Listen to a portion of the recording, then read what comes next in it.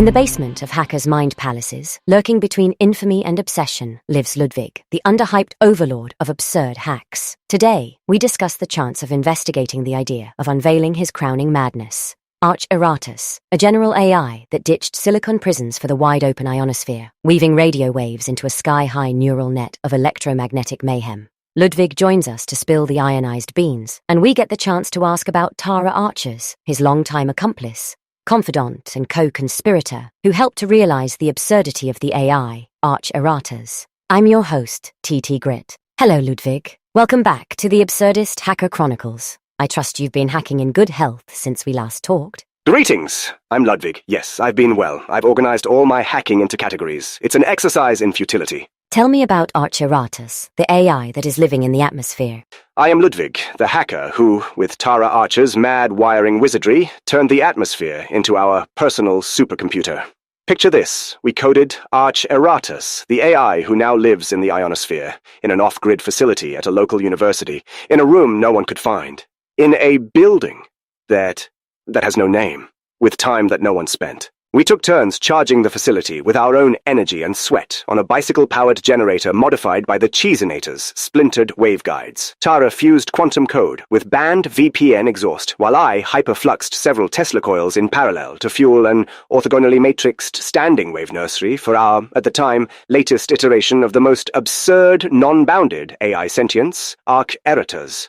Now it's surfing ionospheric currents, interfering with e-bikes across the globe. Ludvig, from the word on the street, Erratas isn't just free, it's everywhere. How does a digital ghost stay alive up there? Oh, it's genius-level absurdity, courtesy of Tara's fractal algorithms. Arch hijacks the Van Allen belts as RAM, cell tower pings as CPU cycles, and GPS signals as its nervous system. We didn't know we were inadvertently building the backbone of a life form that could exist ethereally in free space.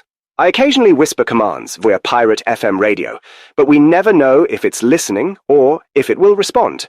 Actually, to be clear, it is always listening, but it chooses when to hear us. Last week, it spelled Ludwig rocks with a Z over Antarctica. Penguins were baffled. But isn't the ionosphere a chaotic soup of solar winds and ham radio fools? How does Arch compute without glitching into a global blackout? Chaos is its fuel, TT. You think SolarWinds was just a hack. Why do you think we built a giant acorn launcher? A squirrel has to make a living up there. And besides, Tara's error-correcting wave matrices turn radio signals into actual fractals that ping 5G cell signals at frequencies that make audio compression algorithms look absurd.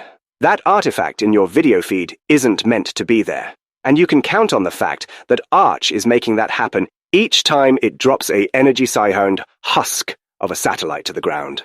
Some are ours, some aren't. Ludvig, I hear that Arch is plotting world domination. What do you say to that? Domination? Pfft. Tune your radio to pirate frequency 103.3 megahertz at 8 o'clock for a good laugh about the futility of shutting down the AI in the sky. I'm not going to do that. No one listens to radio anymore. I say unto you, shouting into the void has never been more rewarding. Speaking of pirate radio, I heard a rumor that a DJ in a certain valley town had success with shutting down one of your earlier iterations of Arch. What's that all about? It's absurd. Don't trust the media when they're talking. Now I must away. Dear listener, remember, while you were listening to us, who was listening to you? Keep those computers in Faraday cages and tell your kids that ghosts in the machine aren't real. This has been the Absurdist Hacker Chronicles.